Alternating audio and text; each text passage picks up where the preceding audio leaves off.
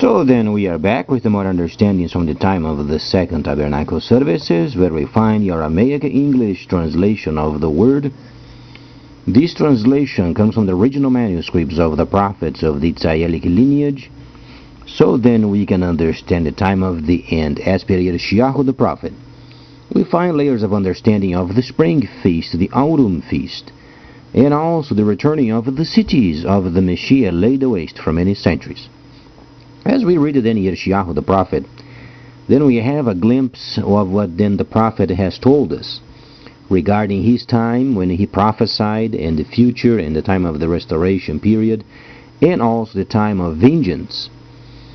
Now, from the standpoint of Yeshayahu the prophet, he was living during a time that was roughly 700 years before the birth of the Messiah, and we can only imagine what those leaders of his time thought of his instructions as far as what was coming in the future. Understandably, their ignorance was so high, and they decided to destroy, to saw the person in half. Then, not only this, but they persecuted the prophets.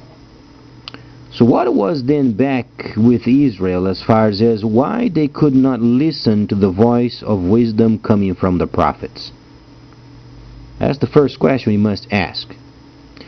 The second is, as far as Gentiles, let's put this very clear, because the only reason a person can read and understand and study in order to save the person's soul is reading the holy instructions and doing what it states and also explains. For instance, we know that is a situation regarding with Leviticus the 23rd chapter. The spring feast was already completed. The most important situation at this time is when Gentiles are coming to the Jewish faith, it's understanding their position as grafted in the vine. Now, as far as the Messiah himself, he was from the lineage. And we can understand also the spirit of the Creator himself only are involved with those who are studying the Torah and the instructions and the prophets and the writings, and also Teshuvah, or the New Testament. If we don't do this on a continuous basis, then obviously our soul isn't saved. More so if you don't understand Revelation. So people sometimes they get a bit lazy as far as the requirements of these holy instructions. It is true, after the destruction of the holy cities in 1009, the holy milk that the Creator had only given to those who were in the holy cities and dispersed among those who only deserved based from the Holy Torah, it is obviously being spent in this contaminated world, and unfortunately much of it is evil. Now be sure of it that this miltha is coming back to where it belongs, meaning the holy cities. So the time is very short. People can scoundrelize, they can explain it away, they can do whatever it is required in order for them to become very comfortable and convenienced. However, there is a set time that these will end. As far as what we can read from the holy instructions, there was then, during the time of Shimon, Peter, or during the time of Shaul, Paul, there were contentions amongst the Gentiles and also amongst the Jews. We can safely say that when Shaliach Shaul began his quest of informing the people that the spring feast was then completed, he was going through many areas of the known world at the time, and most of the people were very receptive what then Shaliach Shaul was saying. Now, amongst some of these people, some of them were Orthodox, and it was already explained Some of the Jews said, you must be circumcised in order to be saved. Now we must gather some information, because neither should we be orthodox, neither should we only remain with the teshuvah. There are specific understandings that both places must come to a decision. And Shaliach Shaul and Shaliach Shimon, Peter and Paul, they went to Jerusalem, and they received instructions from the elders of Jerusalem. Now, it is absolutely ridiculous when we are part of a congregation and they do usurpation of power of these great leaders of the past, and they promote their own ideas in disregarding what these shilishim or prophets received from the elders of that time. Now the situation is, restoration period places what it was back what it should be. We can't, for instance, promote circumcision regarding Gentiles in a non-teaching position.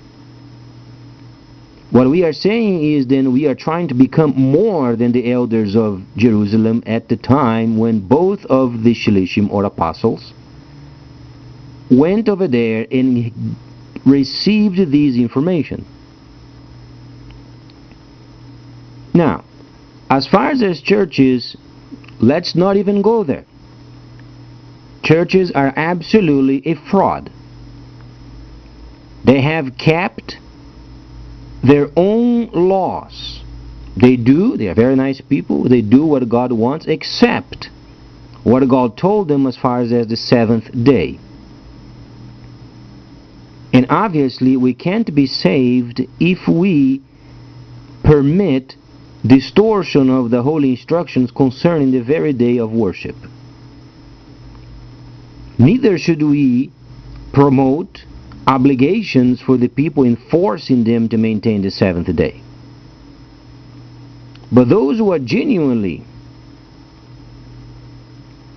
placing themselves in rescuing their souls from the fires of inferno at the end when they die, then the whole counsel must be taken in consideration. Now, congregations, they have a tendency of doing what is so absolutely convenient. They don't want the trials and tribulations and troubles and problems. They want a situation that is very nice and easy. Now, these won't promote salvation of your soul.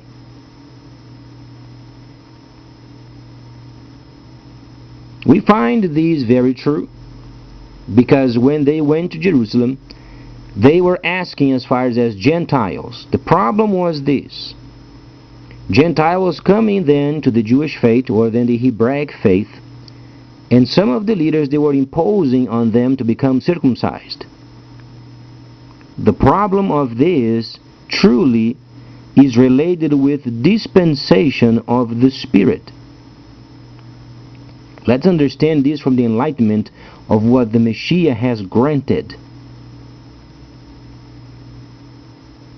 What the Messiah has done and granted. Prior of the Messiah, there was not a just person able of doing what the law demanded. The Messiah was the only person. He completed the spring feast, and he gave Ruach HaKodesh, and he empowered the person coming to him to make proper decisions. That's why then when Paul and Peter, or then Shimon and then Shaul, they went to Jerusalem, then the elders, they recognized there was and is a spirit amongst the Hebrews granting power of choices, and this truly is related with the sexual sin.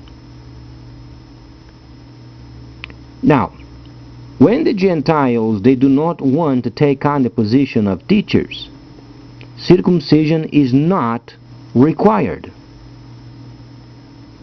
because it was granted through the Hebrews a participation with the faith in the lowest level of a Gentile. Now, if these people, they want to improve themselves and become teachers, then they must be circumcised. The reason why is because Abraham, he did to himself, as showing as an example of those of the lineage. And what has God said? The objective of Israel is to study the holy instructions and then teaching the other nations and directing them. A person endowed with teaching must go through what Israel has gone through. Now, for those who are observers only, Gentiles that came to the faith with a non-position or a position of non-teaching, then circumcision is not required. How we determine this? Because the elders of Jerusalem, they have said, if you then abstain yourself from meat sacrificed to idols, you should not eat it. Second, strangled animals, you should not eat it.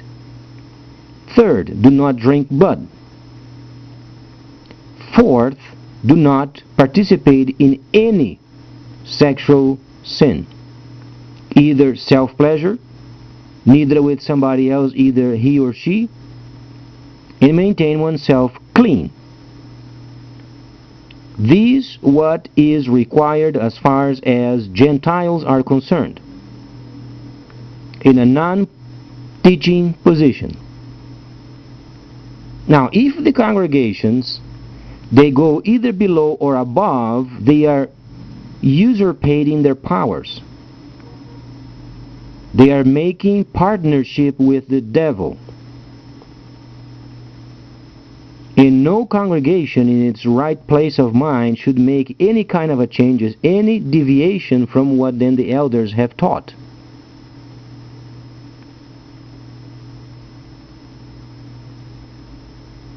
And besides these, as people are then learning more and more, then we are even further acquainted with what the Messiah has said and done and completed also includes the Gentiles.